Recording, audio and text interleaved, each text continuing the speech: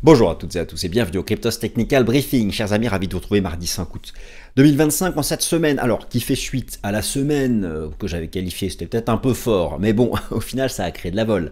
La semaine fondamentale de la mort, la semaine fondamentale de la girouette. Et oui, le dictionnaire, le livre des girouettes revient. La haute finance fait la girouette puisque après l'inflation PCE, après la Fed la semaine dernière, c'était aucune probabilité de baisse de taux le 17 septembre. Et puis, alerte rouge, alerte écarlate, écarlate, avec un marché du travail US qui inquiète. Et à nouveau, après vendredi, 80% de proba de baisse de taux, de reprise de la baisse du taux d'intérêt des fonds fédéraux le 17 septembre prochain. En cette semaine qui sera sous l'influence de la géopolitique. Oui, j'ai un peu de cheveux derrière là, je me les frotte.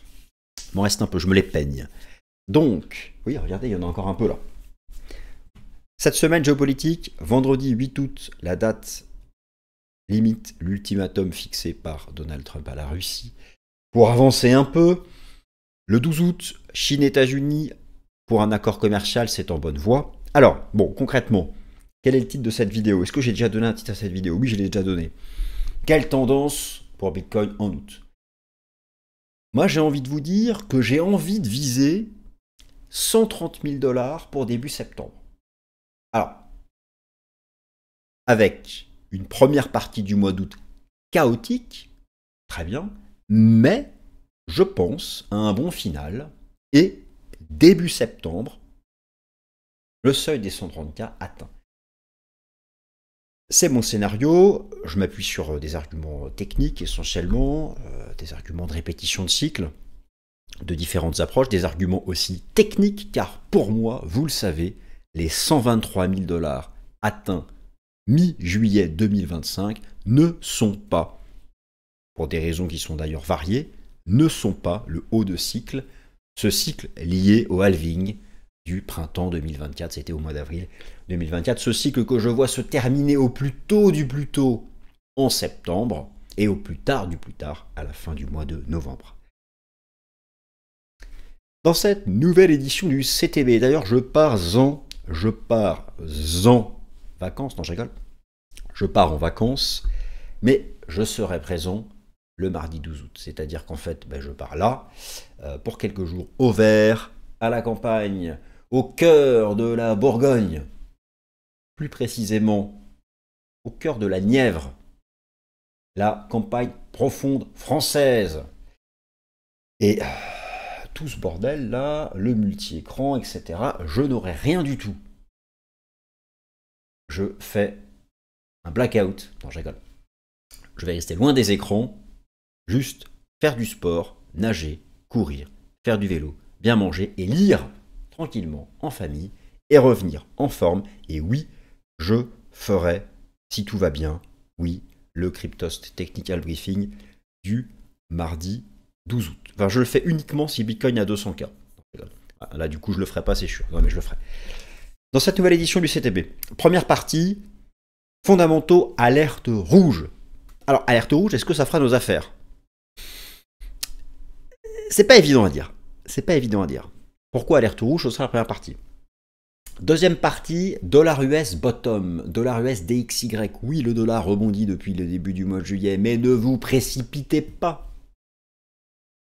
Don't rush, my friends. Ne vous précipitez pas.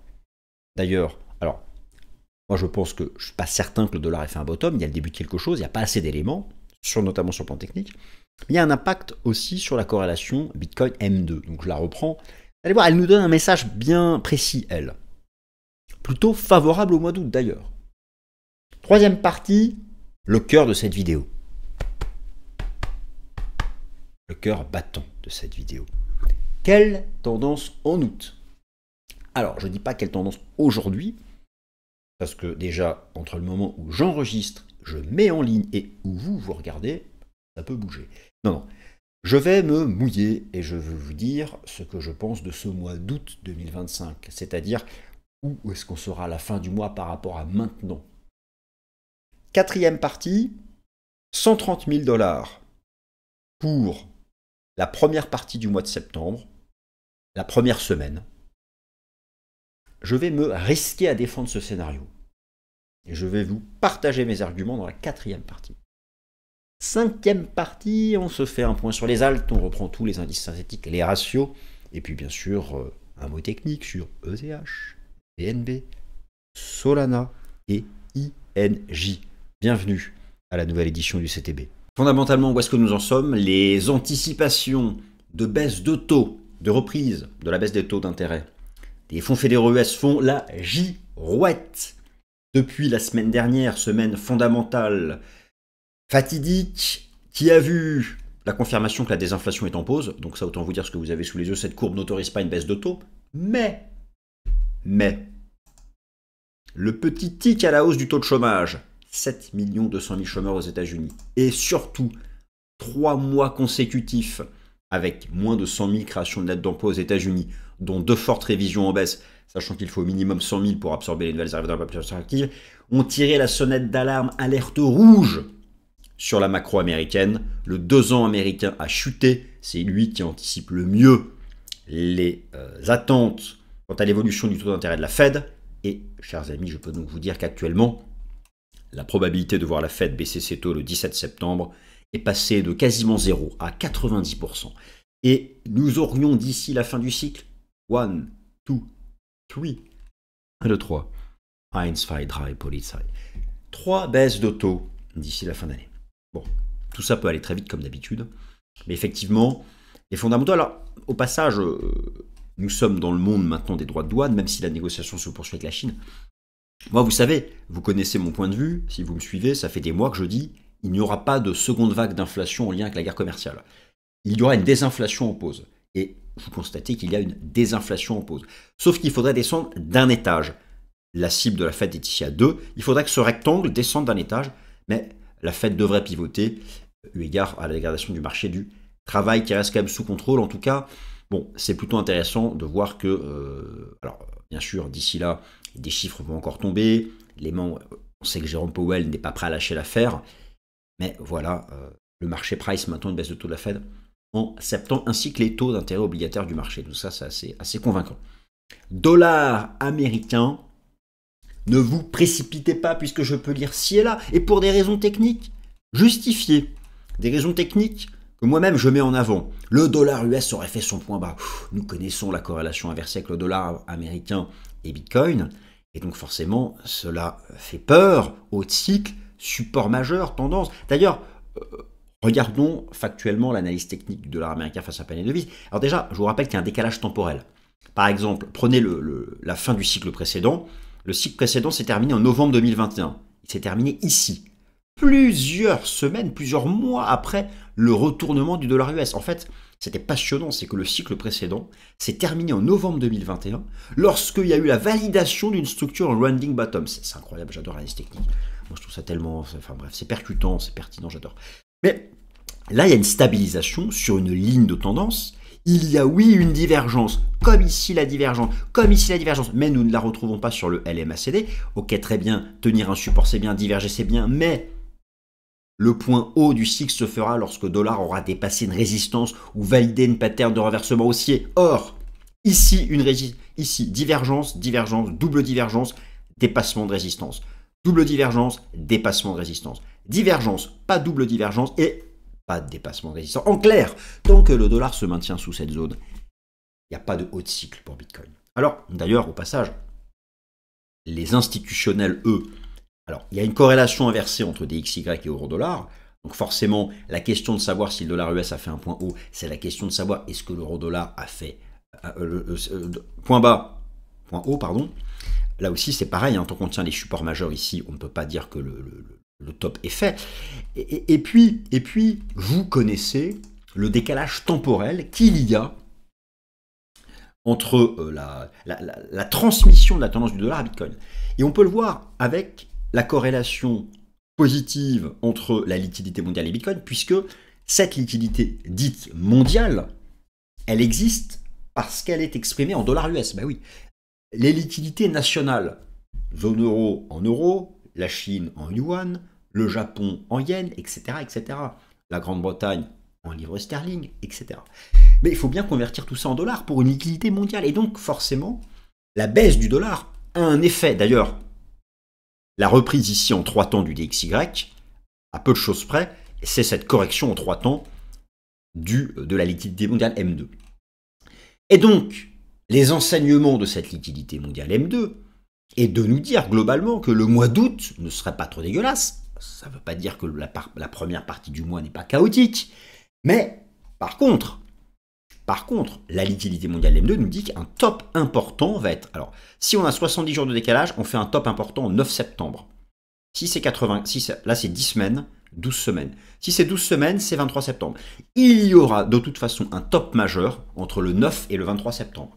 Est-ce que ce sera le top de cycle? Peut-être.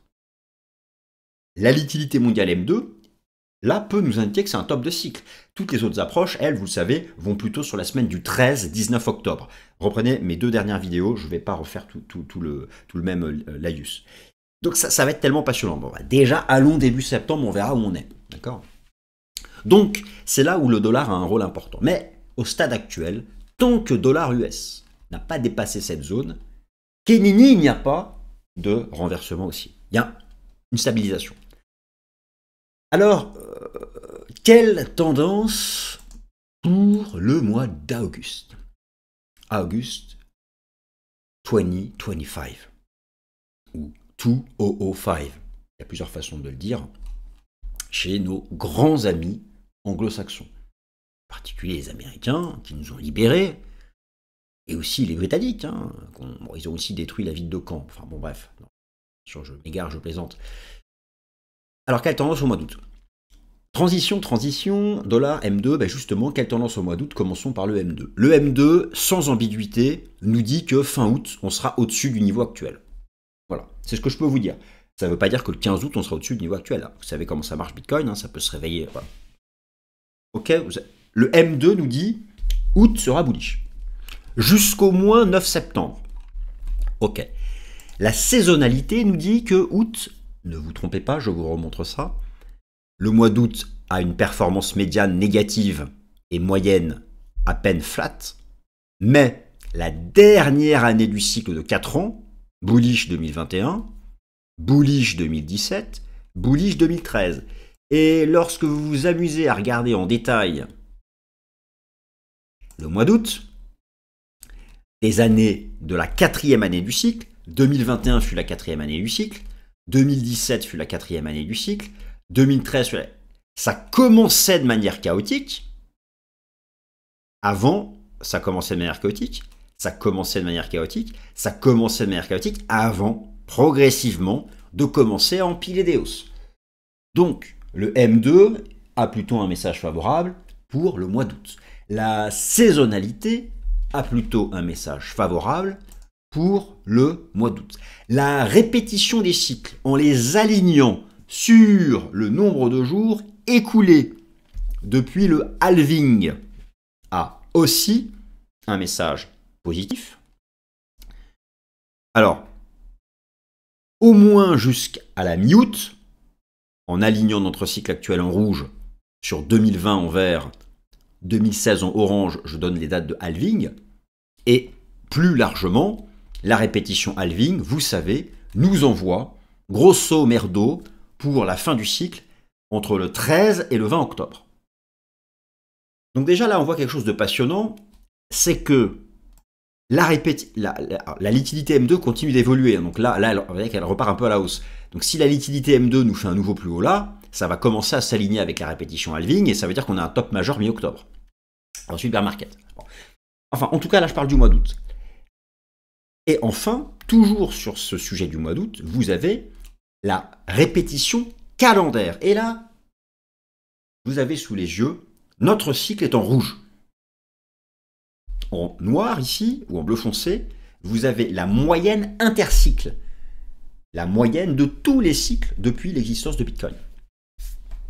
Ce qui est intéressant de noter, c'est que là aussi, à partir du 7-8 août, bientôt, nous allons rejoindre cette moyenne de cycle qui nous envoie en hausse jusqu'à peu près tout début septembre, avant d'avoir une correction en septembre et de repusher en octobre. Ce qui est intéressant, c'est que cette moyenne calendaire de cycle semble s'aligner avec le message de la liquidité mondiale, qui nous dit qu'on a un mois d'août pas trop dégueu et un mois de septembre en correction. La liquidité mondiale ne donne pas encore la suite puisque la courbe continue de se construire. Par contre, la moyenne de cycle nous dit donc qu'on a un mois d'août pas trop dégueu, un mois de septembre correctif et un push en octobre. Alors attention, lorsqu'on est en dehors des bandes ici, c'est une phase d'excès, ce qui avait d'ailleurs expliqué le grand range de 2024. On a rarement collé à la moyenne des cycles, hein. Mais c'est vrai que là, ici on y est un peu collé. Là, comment expliquer la correction qu'on a eue depuis une semaine? C'est parce qu'on s'était éloigné de la moyenne, et là on la retrouve. Ça va être passionnant de voir si on la colle ou pas. Ou si on la retraverse comme ici, on la retraverse, et puis il va falloir être patient. L'info, je vous la donne, vous en faites ce que vous voulez. Donc voilà pour les messages du mois d'août sont globalement pas dégueux. Après, si c'est trop consensuel, on aura un mois d'août dégueu. Ce cycle est infernal puisqu'il pleut à travers les consensus. Maintenant, quel est le consensus?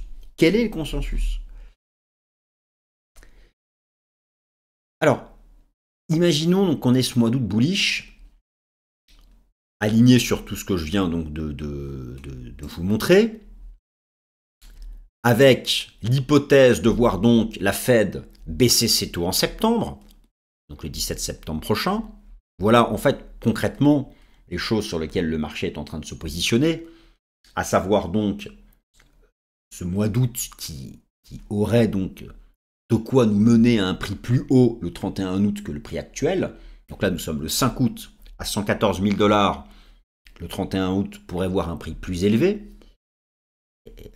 Le 15 peut voir un prix plus bas, d'accord? N'oubliez pas, hein, c'est pas linéaire. Et porté par la réaugmentation des anticipations de baisse de taux liées à la Réserve fédérale des États-Unis, en lien avec la dégradation du marché du travail. Maintenant, si cela se produit, où peut-on aller? Quels objectifs pourrions-nous viser? Je vous remontre ici les enseignements de la répétition calendaire. La répétition calendaire nous donne le 130K pour début septembre. Le 130K pour la première partie du mois de septembre. Ok. Ensuite, vous avez le Rainbow Chart. Le Rainbow Chart qui, lui, dans sa bande supérieure, nous donne effectivement cette zone des 135-136. Au passage, cette zone des 135-136 reste la cible théorique de cette structure en drapeau tant que le marché ne la réintègre pas, bien sûr. D'un point de vue technique, de toute façon, il faut tenir les 109-110. Il faut tenir les 109-110. En hebdo, c'est le support. C'est 109. Donc, factuellement, on peut regarder tout un tas de données de saisonnalité, etc. Trouver des choses. Mais juste sur l'action des prix, il faut tenir 109 en clôture hebdomadaire. Toute clôture du marché sous 109 en clôture hebdomadaire entraînera une chute à court terme, et peut-être pour se reprendre plus tard, peut-être pour se reprendre en octobre. On verra. Le cycle est encore long. Mais l'enjeu, pour avoir un mois d'août bullish, c'est de tenir les 109 en cours de clôture hebdomadaire. Ça, cette zone-là. Tout simplement ne pas interrompre les changements de polarité qui jusqu'à présent ont parfaitement bien fonctionné. Alors, si tout ça se tient, si on tient les supports, si on ne réintègre pas l'ex-ATH, donc la zone des 109-110, la cible technique, ça reste cette zone des 130. Pour le cours du BTC, parmi les clôtures hebdomadaires, parmi les signaux des clôtures hebdomadaires, je voulais vous remontrer donc cette trendline. Alors, il y a bien sûr cette trendline ici qui attrape tous les plus hauts, qui fait dire que le cycle est terminé. Haut de cycle de 2016, haut de cycle de 2020, je donne les dates de halving. Haut de cycle de 2024, 123K, c'est terminé, mais en vert, elle est tracée en cours de clôture, et elle est là, et en cours de clôture, eh bien, nous serions en train de la retest. Donc, et elle passe là sur le niveau des 112-113. le niveau des 112-113, ça correspond à cette zone-là. C'est le record du 22 mai dernier. Bref, le changement de polarité. Donc ce mois d'août, qu'est-ce qu'on peut en attendre? Vous voyez que là, ça se joue de manière très serrée. Quand j'enregistre la vidéo, nous sommes à proximité de ce support. Est-ce qu'il va tenir? Est-ce qu'il ne va pas tenir? La seule façon de pouvoir affirmer qu'il tiendra, c'est de redépasser une résistance. En clair, refaire sauter les 117. Tant que ces 117 maintenant font résistance, il y a une fragilité à court terme. Il y a une fragilité à court terme. Je voulais... ah oui, alors ensuite, je voulais montrer le graphique mensuel pour vous donner, comme ça, mon scénario un peu de fin de cycle. Alors notez qu'au passage, j'ai travaillé ici l'histogramme le LMACD mensuel de Bitcoin en prenant le début de l'histogramme de renversement et en tapant ici la bougie de haut de cycle. Et à chaque fois, j'ai trouvé 33 mois. Et là, ça nous envoie en septembre. L'analyse, la répétition liée au LMACD mensuel nous dit que le cycle se termine en septembre. Alors, dans ces cas-là, la liquidité mondiale aurait peut-être raison. Une fin de cycle entre le 9 et le 22, donc bientôt. Le débat a commencé, de savoir quand est-ce que ce cycle va se terminer.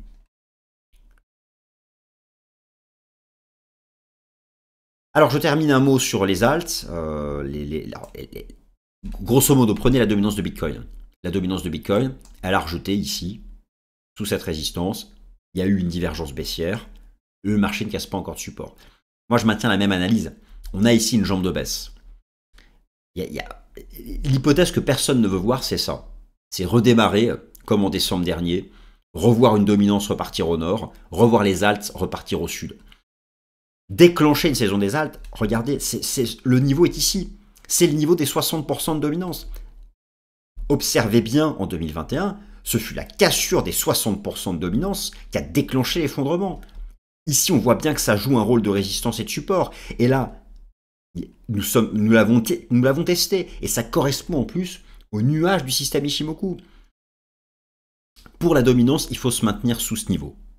Le niveau des 63% de dominance. Tenkan qui joue au niveau horizontal. Sous ce niveau, on peut avoir l'hypothèse encore du impulsion, petit rebond, réplique. Avec une dominance qui irait chercher ce niveau. C'est vrai que le RSI mensuel est ressorti par le bas de la zone de surachat. Et là, dans ces cas-là, c'est qu'il y aurait à nouveau une séquence favorable aux alts.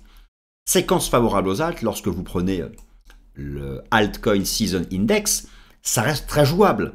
Nous sommes sortis par le haut de la zone basse. La zone haute est ici, c'est ici que la saison des alts se termine.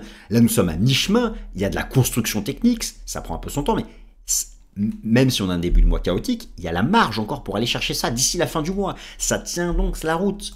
Lorsque vous regardez l'analyse technique de Total 3, la market cap crypto, moins Bitcoin, moins ETH, moins les stablecoins, le marché s'accroche encore à cette zone de support. C'est celle-là qu'il faut tenir pour ne pas inverser le changement de polarité. Donc ça reste jouable encore. En fait, de toute façon, globalement, tout reste jouable tant qu'aucun support n'est brisé. Et le support principal à ne pas briser, le support majeur à ne pas enfoncer sur Bitcoin, c'est cette zone des... En weekly, c'est 109-110, c'est la clôture hebdomadaire. En daily, c'est 112-113. Il peut rester l'hypothèse sur le cours du BTC d'aller peut-être chercher sous le plus bas ici, d'aller chasser par ici les 109-110, mais il faudra tenir impérativement cette zone. Tenir 109, 110. Redépasser une résistance. Redépasser 117, je tamponne le billet pour 130. Voilà en tout cas comment on peut voir les choses. Le mois d'août ne fait que commencer. Cette semaine, vous avez notamment l'ultimatum géopolitique États-Unis-Russie le vendredi 8 août. Il y a beaucoup de choses qui arrivent et qui peuvent créer du mouvement.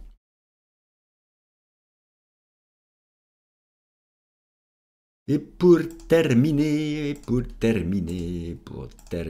un mot rapide sur nos amis. Alors, ETH, c'est logique de marquer le pas. C'est logique. ETH est en starting block. Alors, je ne sais pas pourquoi, à chaque fois ma trendline se barre, les bugs de TradingView. On est en starting block là-dessous. Après une remontada, là, les supports remontent, c'est cool. Ça va rester chaotique. C'est l'adjectif de la semaine. Hein. Ça va rester volatile. Ça va faire du pâté par ici, là. Entre 3004 et les 4000, voilà, ça va faire du pâté par ici. Les supports remontent. Et moi, j'ai bon espoir qu'après avoir fait ce pâté ici, ça passe. Le jour où ETH, et ETH BTC est très prometteur, le ratio entre Ethereum et BTC. Le jour où ETH a sauté ça, bien sûr que c'est minimum aller chercher les 4900 $, mais soyons clairs, faire sauter ça, c'est sortir par le haut d'une phase latérale vieille de 4 ans.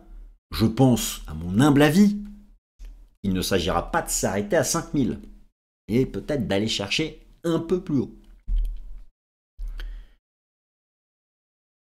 Bon, le sol, j'ai rien de particulier à ajouter. Il est en train de travailler l'enchevêtrement des moyennes mobiles, notamment les moyennes mobiles à 200.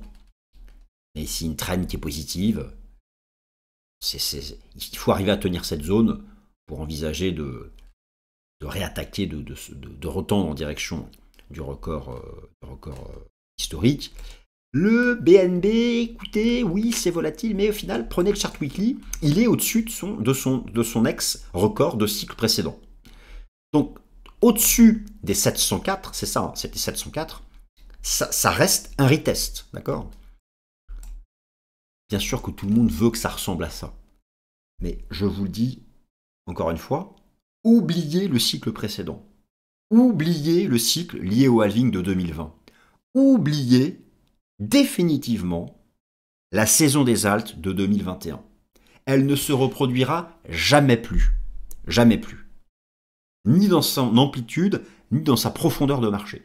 Il y a trop de jetons. Les ETF attirent les capitaux vers les majeurs. Et c'était l'époque des taux zéro et des injections de liquidités. Faut jamais dire jamais, mais en tout cas, pas sur ce cycle. Donc c'est pas grave. Je dis par là que là, il y a eu une cassure, ça accélère pas comme 2021. Faut pas se dire c'est foutu. Non, on va sûrement faire un retest et repartir.